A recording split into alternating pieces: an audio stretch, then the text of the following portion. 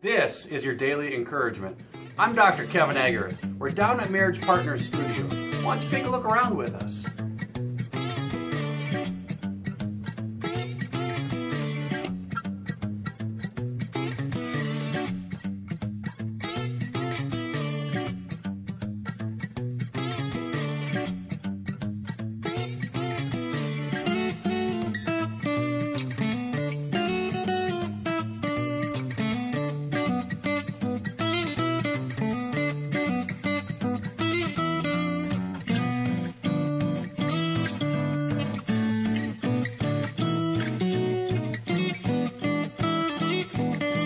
I'm so glad that you've come to see our video here today. You know what we do here is we want to partner with you to help you to have an awesome marriage. You know, I got a comment from a person, Nick, and Nick asked me, he says, you know, how can I be prepared to get married?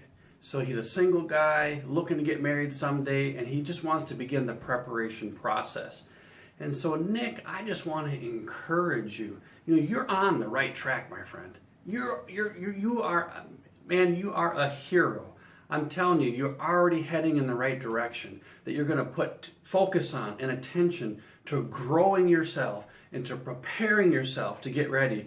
You know, there are so many people that they get in love, they just run right out and just choose to get married completely unprepared, and then they end up getting into a lot of trouble. Nick, I can tell that's not going to be you. I can tell that you're wanting to prepare. And man, that already puts you light years ahead of so many other people. You're on the right track. So just stick with it. So I just made a few notes. I wanted to prepare for this and make a few notes for you. You know, I think that there's 3 areas of preparation that we really have to look at. One is in leadership. One is in all the spiritual stuff. And one is on the emotional side of stuff. So there's 3 separate areas. And as I was preparing to make this video, I came across a quote, and I wanted to kind of land on that a little bit that has to do with leadership. No man should marry a woman who refuses to follow. No woman respects a man she can dominate. No woman should marry a man who refuses to lead. Now, I think that's an awesome leadership quote, but you know, we need to have some balance in this. So let's look at that word lead. Let's land on that a little bit. See, leading, it's not controlling. That's one thing that I think a lot of people misunderstand. I think that's what maybe the feminist movement perhaps misunderstands. Leading is not controlling. That's not what it means. That's not what it's all about.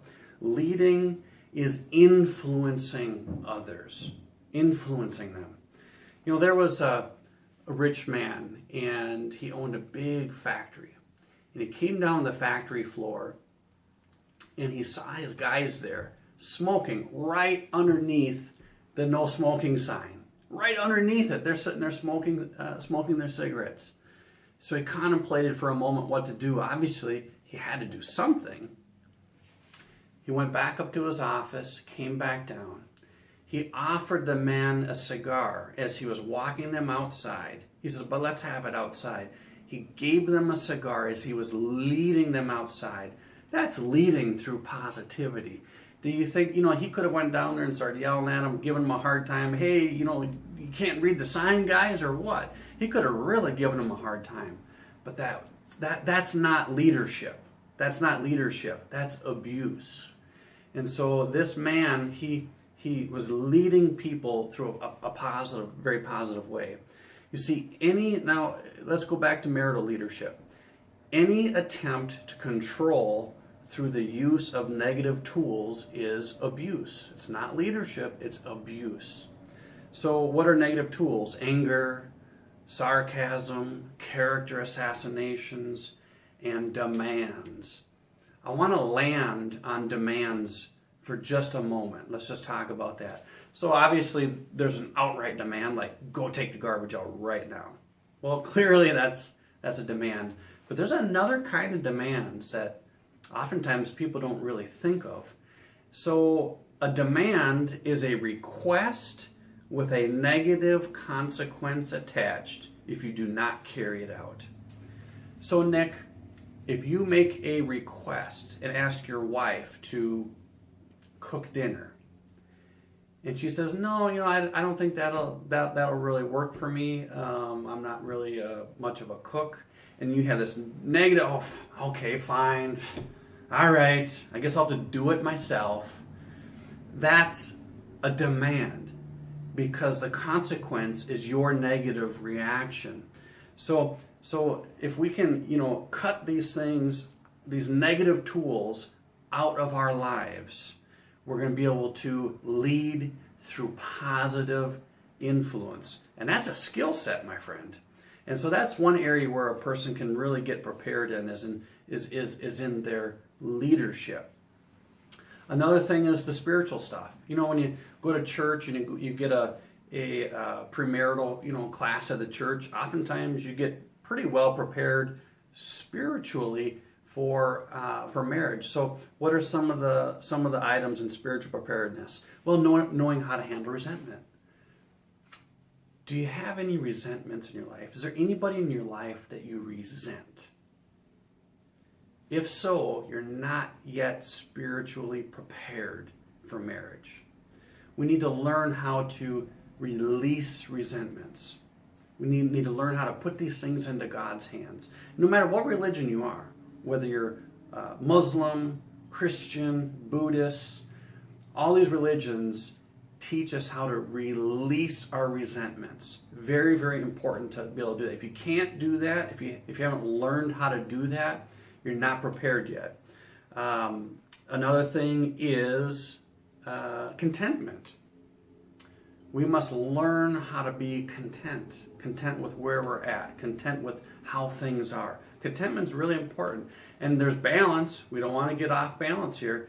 That you need to balance that with godly goal setting. Now, what do I mean by that? If God has a ministry He's put in your heart as a goal, if He has a promotion, a job promotion He's put in your heart, if He's put in your heart to grow a business, that's a godly goal. But it will happen in God's timing. And you will have divine assistance along the course. A divine goal doesn't necessarily happen in one day. And so we need to be content with the order in which things happen. We would all like these wonderful things that happen in our life to happen immediately. We have to learn contentment as we still have goals and still things that we're working towards. Another thing is pride. Oh man, that's such a big thing because it's hard to see. We've got to get pride out of our lives. You're not spiritually prepared for marriage if you got pride. Now, there's the obvious pride. Let me just make it real simple. Pride is looking at oneself. Okay? So there's the obvious kind of pride, which is, hey, I'm so great because, I make lots of money, or I'm so great because I'm witty, or I'm funny, or I'm good looking, or I got a nice car. These are prideful things that we really need to learn to humble ourselves and get these things out of our life. There's another kind of pride you probably haven't thought about. It's looking at oneself, self-consciousness.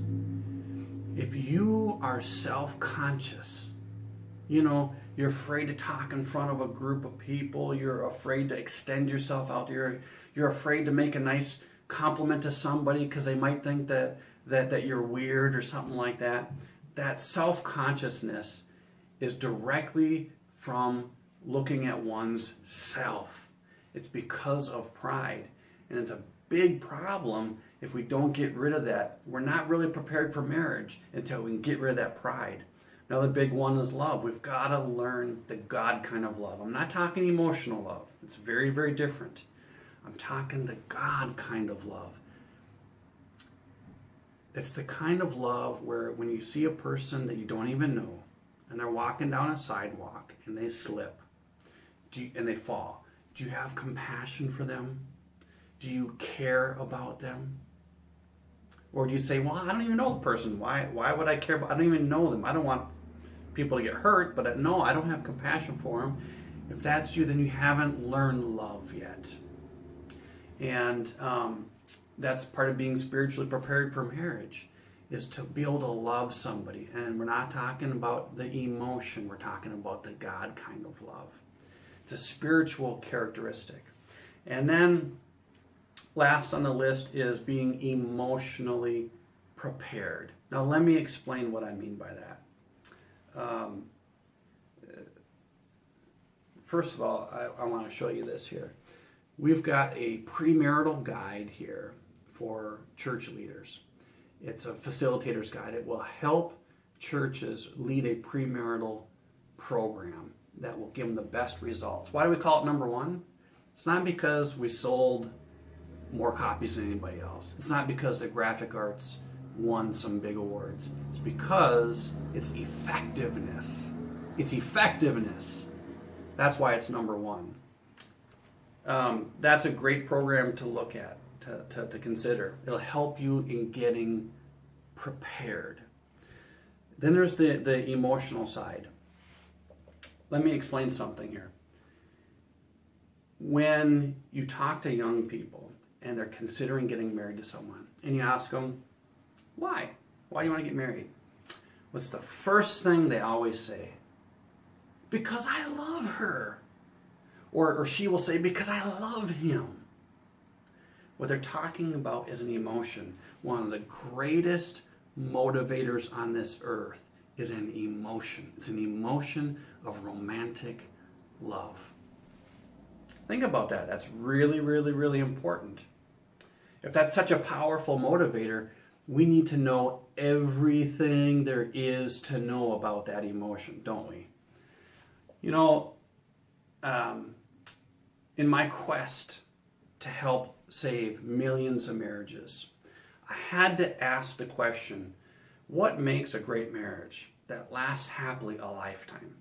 And so I went out and I found these people that have been married decade after decade after decade, happily married. I'll stress that part. And when I asked them, what's the secret to your success? What makes for a great marriage that lasts a lifetime? And I gathered a group of these people into a room. And one couple, they didn't really know, they're intuitively doing a system. But they don't know what it is because they're not consciously, in their conscious mind, they're not willfully doing a system, but they're intuitively, they're just doing a system. So I wanted to discover what is it that they're doing. And they said, well, we don't know, and one couple says, you gotta laugh a lot. Okay. Well, if that's the secret to a great marriage that lasts a lifetime, then we'll go to statistics and we should find that comedians have very low divorce rates.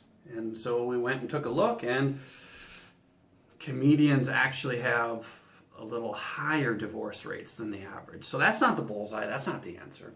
And the next couple said, well, you just never go to bed angry. If you never go to bed angry, you'll be fine. Another couple said, you just got to go to church. If you go to church regularly, you'll be fine. So when we apply all these benchmarks, a test, we found out that they're not the key. They might be helpful tidbits, but they're not the key. And so finally, as I'm saying, you guys are doing something right, but evidently you just don't know what it is. And finally, the one guy, he got kind of frustrated, and he says, you know what, I don't know. I don't know what the key is, but I can tell you this. I'm in love with my wife, and she's in love with me. And she shakes her, yep. She shakes her head, yep. Another couple says, yep, we're in love too. We're in love too. There was a moment of silence when I think all of us were thinking that, this meeting's probably coming to an end right now. And then I think it dawned on all of us at about the same time. The key, the secret to a long-lasting, happy marriage, a passionate marriage, is the emotion of being in love. It's romantic love. That's the key. That's the secret. And so then it's just a matter of discovering, okay, well, why is it that some couples sustain that feeling of being in love and it lasts a lifetime and other couples don't? So some couples are doing it, they're intuitively, just naturally or subconsciously, they're doing a system. They have a pattern. And other couples aren't. and they get divorced, or they just are just in a committed relationship. And by the way, 20% of all married couples become permanently physically separated. Not divorced, but living separately. And so I followed these couples around because they didn't know what they were doing intuitively. And I followed them around and I just documented, and I observed and documented and observed and documented. And a pattern emerged in all of them. In all of them. And so I took that pattern and I would show it to people that were having some marriage trouble. And I said, listen, if you do this pattern, you're going to have a great marriage, because you're going to be creating the feeling, creating that emotion of being in love. And they tried it, and it worked tremendously, just tremendously successful. And so we took that pattern and we put it in the Marriage Partners Ministry Home DVD Study Course. This is basically about a year's worth of marriage coaching and marriage counseling. So you have a theory part that you're learning about in the DVDs, and you got the workbook parts where you're putting into action steps the things that you have learned. When you do this, when you follow the same pattern, it doesn't matter. It doesn't matter if you're doing the pattern intuitively, like these older couples were year after year after year, or if you're doing it consciously, willfully. It doesn't matter if it's willful or intuitive. It still creates the feeling of being in love. You know, we have a saying I call it, we teach the emotional recipe that creates the intense feeling of romantic love. Why? Why? Because nobody is talking about a divorce when they're in love. So, Nick, first of all, I want to congratulate you that you're getting prepared, that you're preparing yourself, that you're starting to look at these things. I want you to know how to sustain the emotion of being in love. Because if you know how to create it, when we create being in love just intuitively or naturally, we do that. We meet a great person, they're beautiful, they're nice. We do that very naturally. Sustaining it, most people don't do that naturally. They have to learn how to, and they have to do it willfully. And this course will teach you exactly how to do that.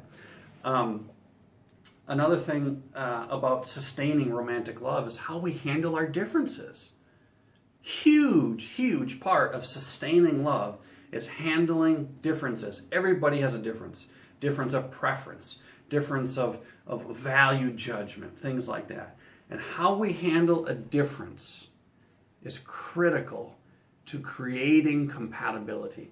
And so this other course over here, Marital Negotiation, teaches us how to handle those differences in a way that sustains romantic love and builds romantic love.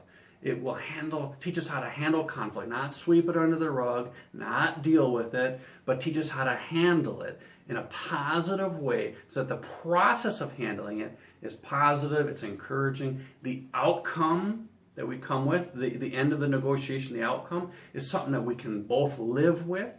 Powerful skill sets to learn. And, so I think the one thing I want to leave you with, Nick, is that, I'm so happy that you're preparing yourself ahead of time. You are light years ahead of lots of other people.